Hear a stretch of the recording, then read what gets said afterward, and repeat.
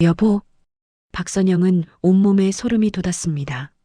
병원 영안실 복도, 남편 김정수의 시신이 안치된 곳, 토요일 새벽 5시, 밤새 장례 준비를 하던 그녀는 마지막으로 남편을 보러 왔습니다. 그런데 복도에서 믿을 수 없는 사람을 마주쳤습니다. 선영아, 김정수, 어제 저녁 사망 선고를 받은 남편이 살아서 서 있었습니다. 따뜻한 체온, 익숙한 목소리. 당신, 어떻게, 미안해. 죽은 척 할 수밖에 없었어.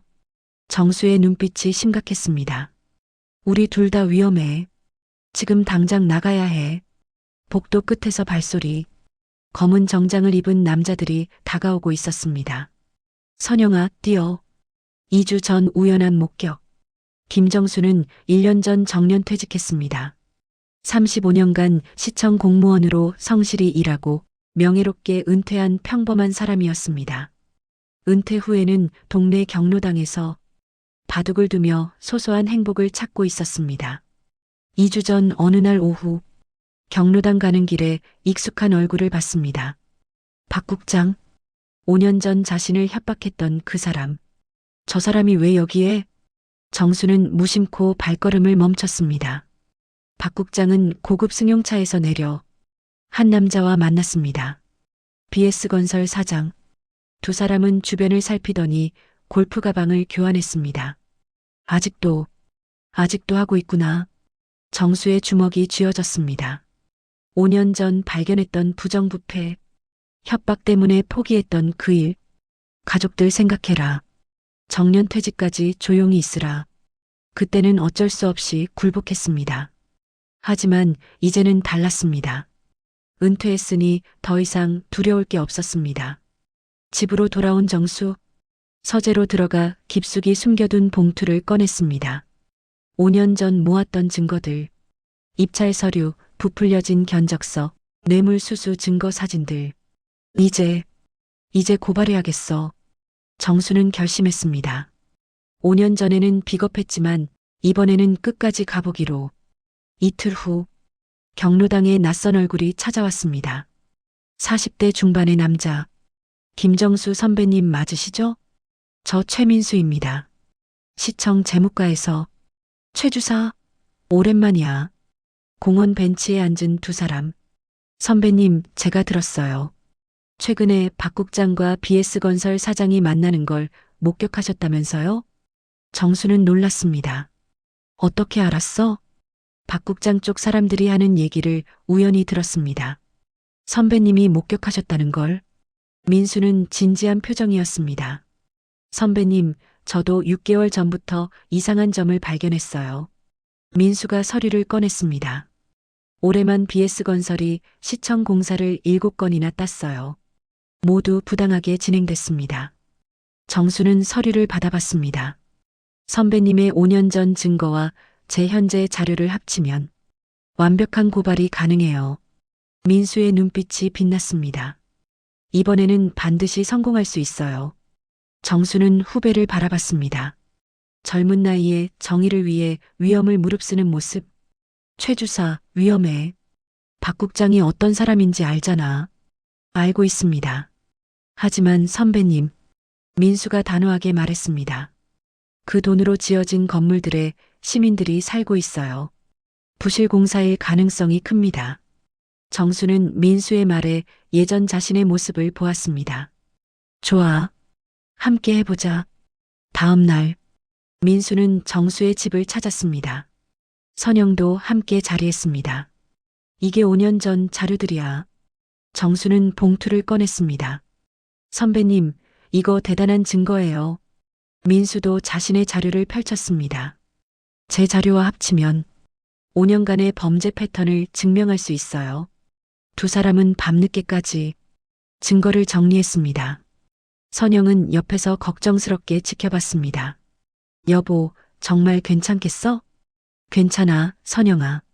이번엔 제대로 할 거야. 이틀 후, 정수는 경로당에 나갔습니다.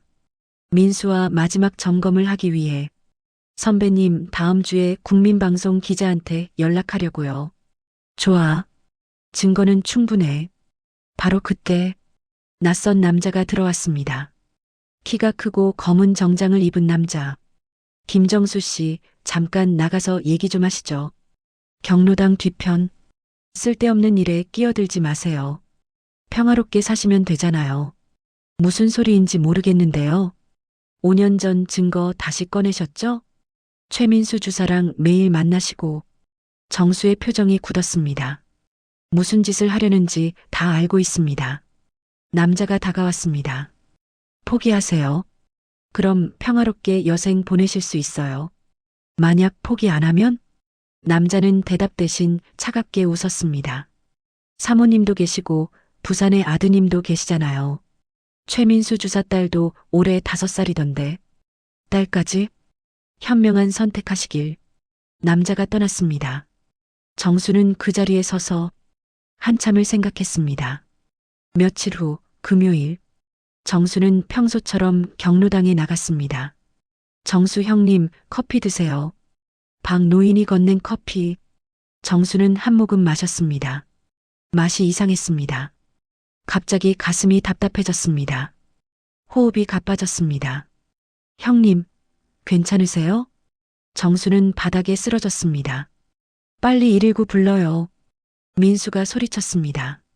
의식이 흐려지는 순간 경로당 입구에 서 있는 검은 정장의 남자가 보였습니다. 차갑게 미소 짓고 있었습니다. 병원 응급실. 구급차가 병원에 도착했습니다. 심장마비 환자입니다. 응급실로 실려간 정수. 선영에게 연락이 갔습니다.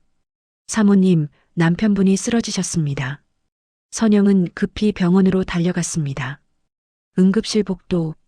의사들이 분주하게 움직이고 있었습니다. 심폐소생술, 제세동기 준비. 선영은 복도 의자에 앉아 하염없이 기도했습니다.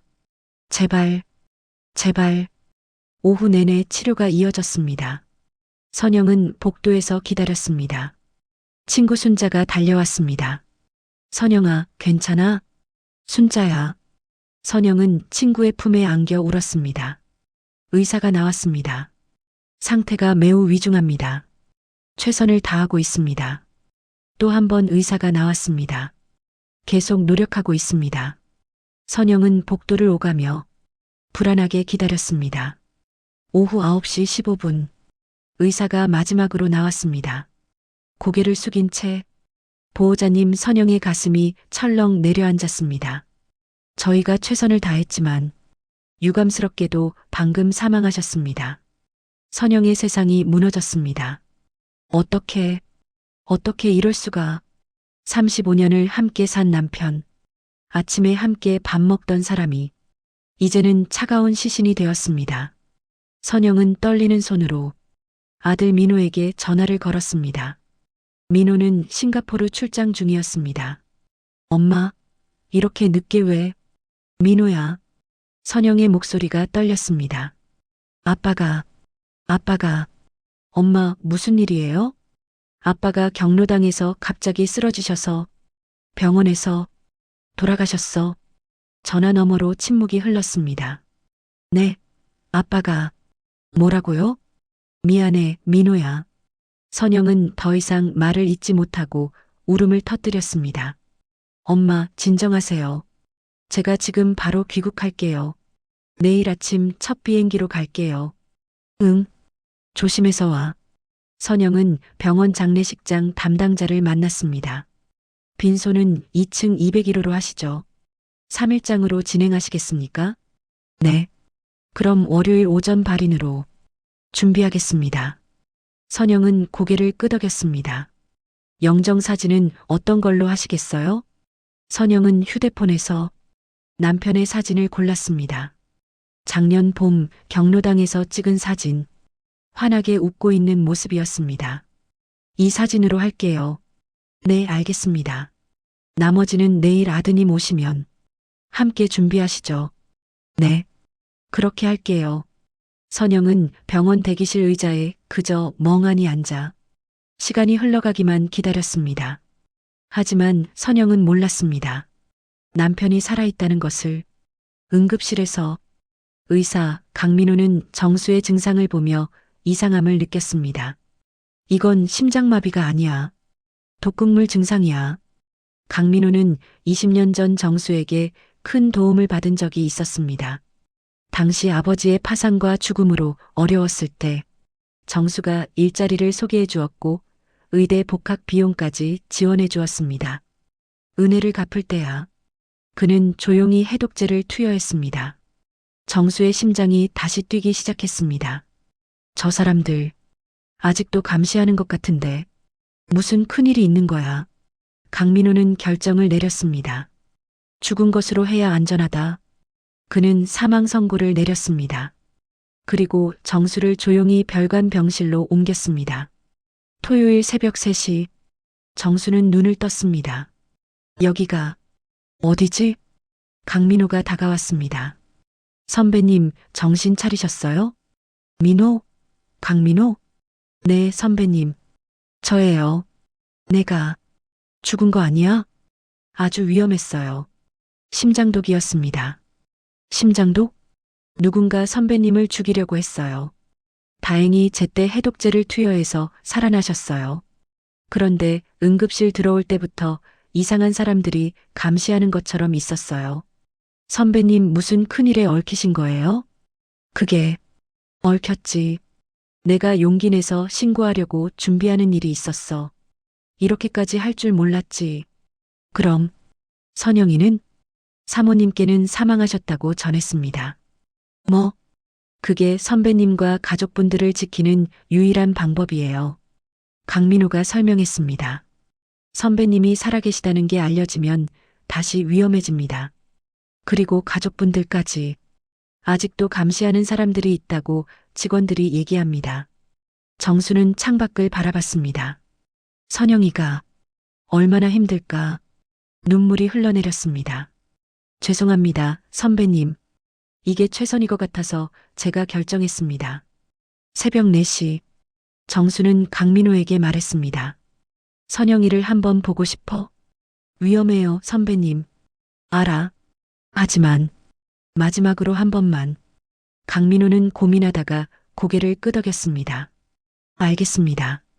제가 도와드릴게요. 영안실 쪽은 감시가 없을 거예요. 조용히 다녀오세요. 고맙다. 정수는 조심스럽게 영안실로 향했습니다. 새벽 5시 선영은 밤새 장례 준비를 하다가 영안실로 향했습니다. 여보, 내일부터 조문객들 오는데 복도를 걷다가 누군가와 마주쳤습니다. 여보, 김정수가 서 있었습니다. 선영은 자신의 눈을 의심했습니다. 꿈이야? 선영아. 정수가 다가왔습니다. 선영은 남편의 얼굴을 만졌습니다. 따뜻한 체온, 익숙한 목소리. 당신, 어떻게, 미안해. 죽은 척 한 게 돼버려서. 정수의 눈빛이 심각했습니다. 설명할 시간이 없어. 우리 둘 다 위험해. 무슨, 바로 그때였습니다. 복도 끝에서 발소리가 들렸습니다. 저기다. 김정수다. 선영아, 뛰어. 정수는 아내의 손을 잡고 뛰었습니다. 비상계단을 뛰어내려 주차장으로 나갔습니다. 택시를 잡아탔습니다. 어디로 갈까요? 일단 강남으로요. 택시 안. 선영은 숨을 헐떡이며 물었습니다. 여보, 대체 어떻게 된 거야? 나는 장례 준비하다가 한 번 더 당신 보려고. 장례 준비를? 정수의 목소리가 떨렸습니다. 미안해, 선영아. 정수는 독살 시도와 민호의 도움을 설명했습니다. 선영은 남편의 손을 꽉 잡았습니다. 나 혼자 장례 준비하게 만들어 놓고 눈물이 쏟아졌습니다. 하지만 그것은 슬픔의 눈물이 아니라 안도의 눈물이었습니다.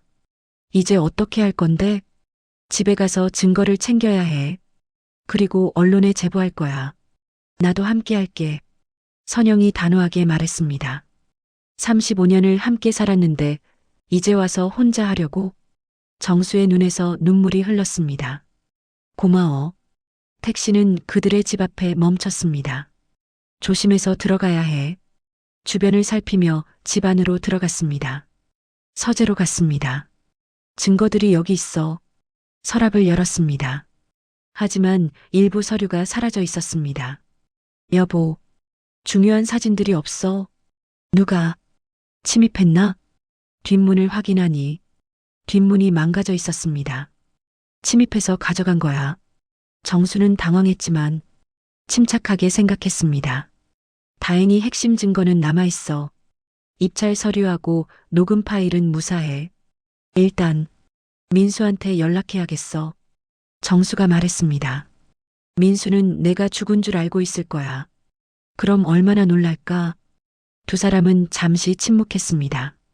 증거는 불완전했습니다. 상황은 위험했습니다.